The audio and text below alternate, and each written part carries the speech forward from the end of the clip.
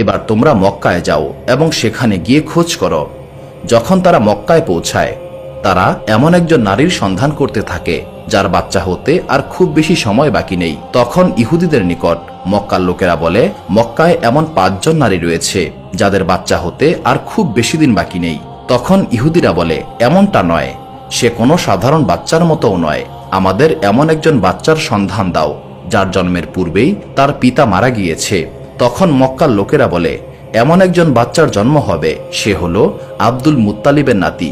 আব্দুল মুত্তালিবের ছেলে আব্দুল্লাহ কয়েক মাস আগেই মারা গিয়েছে। এই কথা শুনে ইহুদিরা সেখান থেকে চলে যায় এবং তারা বলতে থাকে, আফসোস, আজ নবুয়ত আমাদের নিকট থেকে মক্কাবাসীর নিকটে চলে গেল। দিন এইভাবেই যাচ্ছিল। অবশেষে সেই দিন আসলো যার জন্য সবাই অপেক্ষা করছিল, এবং এই দুনিয়ার বুকে সেই বাচ্চার আগমন ঘটে যার কারণে এই দুনিয়াকে সৃষ্টি করা হয়েছে। সেই বাচ্চার জন্ম হতে চলেছে যার জন্য চাঁদকে 2 টুকরো করে দেওয়া হয়েছিল, যার সম্মানে সূর্যকে তার জায়গায় সম্পূর্ণরূপে স্থির করে দেওয়া হয়েছিল। এই সূর্যকে মহান আল্লাহ তাআলা বলেছিলেন, সূর্য তুমি এখনই ডুবে যেও না, আমার হাবিব এখনো আসরের নামাজ আদায় করতে পারেনি। সেই বাচ্চার জন্ম হলো যার কাছে হযরত জিব্রাইল আলাইহিস সালাম সর্বমোট 26,000 বার এসেছিলেন। রাত্রি বাড়ছিল। হঠাৎ মা আমিনা তার পেটে ব্যথা অনুভব করলেন। মা আমিনা বুঝতে পারলেন হয়তো তার বাচ্চার জন্ম হতে চলেছে। আমিনা তার শ্বশুর আব্দুল মুত্তালিবকে এই খবর দিলেন।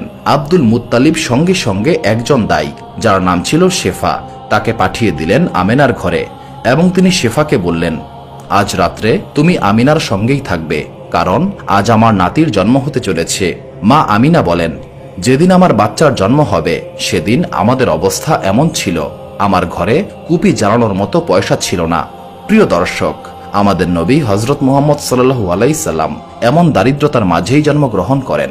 সেদিন রাত্রে আব্দুল মুত্তালিব এবং তার বাকি পুত্ররা মা আমিনার ঘরের বাইরেই অপেক্ষায় ছিলেন, যেন কোনো বিপদ হলে তারা সঙ্গে সঙ্গে আমিনার চিকিৎসার ব্যবস্থা করতে পারেন। এইভাবেই তারা সারা রাত্রি জেগে বাইরে অপেক্ষা করছিলেন। এক সময় রাত আরো গভীর হলো, চাঁদটাও ডুবে গেল। মা আমিনা তার পেটে আবারও হালকা একটু ব্যথা অনুভব করলেন। আমিনা বুঝতে পারলেন এবার তার বাচ্চার জন্ম হতে চলেছে। তিনি দাই শেফাকে ডাক দিলেন এবং বললেন, তার পেটে ব্যথা হচ্ছে। বাচ্চার জন্ম হতে প্রায় 1 ঘন্টা লেগে যায়। আর ঠিক ভোরের সময় আমাদের প্রিয় নবী হযরত মুহাম্মদ সাল্লাল্লাহু আলাইহি সাল্লাম এই দুনিয়াতে আগমন করলেন। রাসূলুল্লাহ